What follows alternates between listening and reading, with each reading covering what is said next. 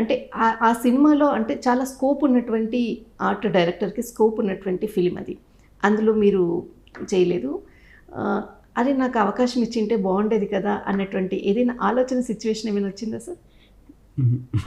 అసలు లేదా? ఎప్పుడైనా అలాంటి సరదాగా కూడా డిస్కషన్ చేసిన సందర్భం ఉందా? లేదండి. మేము అదే అంటున్నాం కదండి, మాకు సినిమాతో నేను కూడా ఎప్పుడు అది మాకు జరుగుతుంటే తప్ప మేము ఎప్పుడు అడుక్కోను. నేను కళ్యాణ్ సినిమా చేస్తాను అని అడిగేది ఎప్పుడు. Okay, he knows that. So what kind మీకు ఏది ఇవ్వాలో తెలుసు. అండ్ నేను కూడా ఆ పీరియడ్ ఆఫ్ టైంలో I went to more into temples. Okay, అప్పటికి నేను టెంపుల్కి వెళ్ళిపోయాను. సో నేను సినిమాలు చేయనని I entry into the movies. Movie నుంచి I went to the devotional side. So నాకు రెండు పక్కల, ఒక పక్క సినిమా, ఒక పక్క డివైన్గా చేయడం చాలా కష్టం అనిపించింది. ఆ స్పిరిచువల్లో మనం everyday we have to meet Swamiji. And మనం సినిమా అంటే మనం టైం ఇవ్వాలి. సో అది కుదరట్లేదు అనేది నేను డెసిషన్ తీసుకొని ఐ స్టార్ట్. ఇప్పుడు పవన్ కళ్యాణ్ గారి house interior decoration and office decoration అంతా కూడా మీరే చూస్తున్నారా సార్? Total entire. ఇప్పుడు డిజైనింగ్ పార్ట్ ఆయన రిక్వైర్మెంట్స్ చేస్తున్నాను. ఓకే, ఎలా అంటే కలర్ కాంబినేషన్స్ వీటి గురించి? లేదు, వీఆర్ వర్కింగ్ బేసిక్ లైన్స్లో ఉన్నానండి. అంటే బేసిక్గా రిక్వైర్మెంట్స్ ఏంటో we're into master plan. Okay, so that properly design and security చాలా ఉన్నాయి. So that take time. So with I'm into initial stage. This is the right time I have to be with him to take care of all those things because is busy.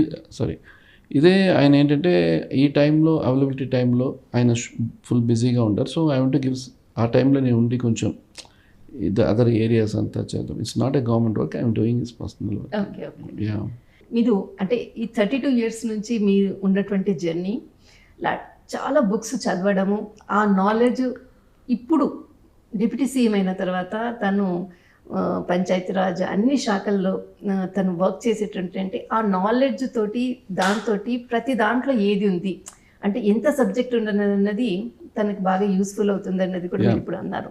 అదొక పెద్ద knowledge journey, అంటే అక్కడి నుంచి తీసుకున్న knowledge. Second వచ్చి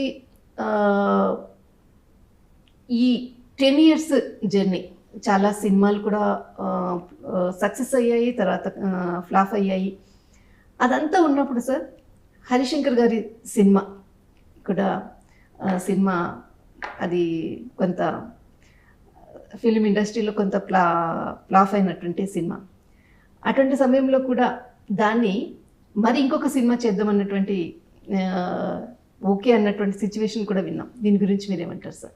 అంటే ఒకటి ఏంటంటే ఆయనకి ఒక డైరెక్టర్తో ఎగ్జాంపుల్ ఆయన మేము చేసిన జర్నీలో ఫ్యూ డైరెక్టర్స్ వచ్చి సినిమా ముందు ఒప్పుకున్న తర్వాత సినిమా కూడా స్టార్ట్ అవ్వలేదు.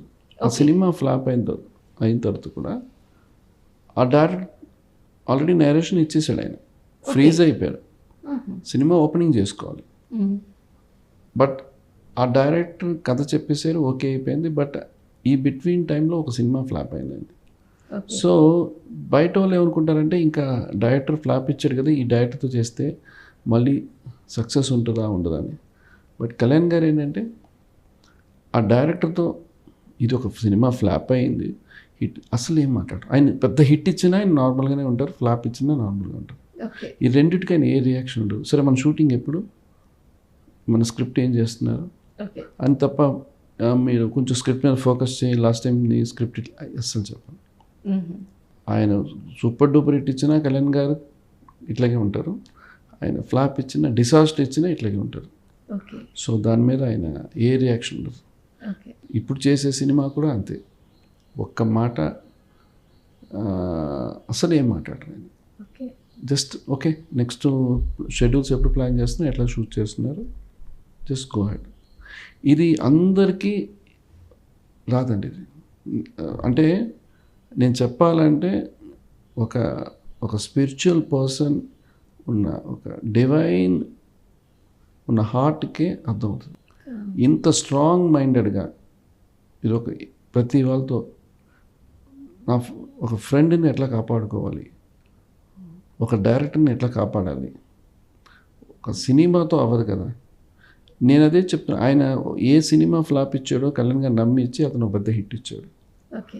సో కళ్యాణ్ గారికి ఏంటంటే ఇంకొక డైరెక్టర్ అది ఫ్లాప్ మళ్ళీ ఇచ్చారు. బట్ అక్కడ కళ్యాణ్ గారు ఏంటంటే ఆయనే సరి చేసుకోవాలి. ఓకే. నేను ఇస్తున్నాను సినిమా, సో నేను మాట ఇచ్చిన సినిమా ఆయన మాట ఇస్తే చేసేస్తాడు ఆయన. ఓకే. అక్కడ ఆయన సినిమా హిట్ ఫ్లాప్ గురించి అసలు ఉండదు. ఓకే. ఒక ఎలక్షన్లో ఆయన గెలవపోయినా కూడా ఆయన దాని గురించి ఆయన మరొకసారి ఏమీ లేదు. అదే ఆయన దాని గురించి ఏమీ పెద్దగా ఆలోచించలేదు. నేను డిసైడ్ చేసి నేను జర్నీ చేస్తున్నాను అంతే. అంతే. నేను ఇవన్నీ ఉంటాయి, సో ఆటంకాలు ఉంటాయి, దాన్ని దాటుకొని వెళ్ళడమే ఇంపార్టెంట్. ఎందుకంటే ఇప్పుడు అందుకే అండి ఆయన వెనకాల ఉన్న జనం ఆయన చూసి నేర్చుకుంటున్నారు. అవును. ఇట్లా ఉండాలి, ఇట్లా జర్నీ చేయాలి. ఎస్.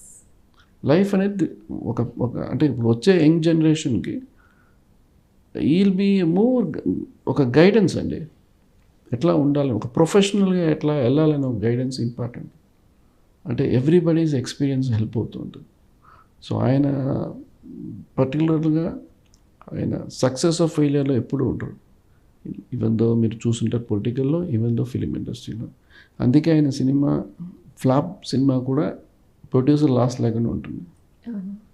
సో అది మేము చూసిన జర్నీలో